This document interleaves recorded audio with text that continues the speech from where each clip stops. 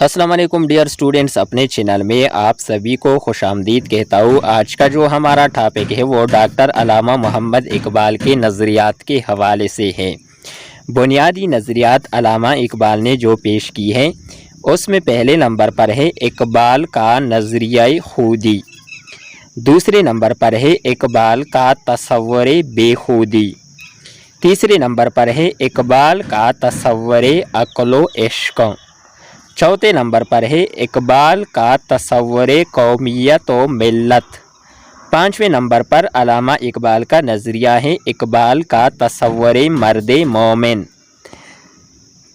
छठे नंबर पर है इकबाल और इत्तिहाद आलिम इस्लाम। और नज़रिया है इकबाल का इकबाल और अज़मत आदम। दीगर नज़रियात है डॉक्टर अल्लामा इकबाल के, उसमें इकबाल और मगरबी तहज़ीब, इकबाल का तसव्वुर इबलीस, इकबाल का तसव्वुर शाहीन, इकबाल का तसव्वुर औरत। डियर स्टूडेंट्स, उम्मीद करते हैं कि आपको ये वीडियो अच्छी लगी होगी। नेक्स्ट वीडियो में हम इनकी अलग अलग तफसील के साथ वजाहत करेंगे। जो नज़रियात हमने पढ़े हैं इन तमाम नज़रियात की तफसील हम नेक्स्ट वीडियो में बताएंगे।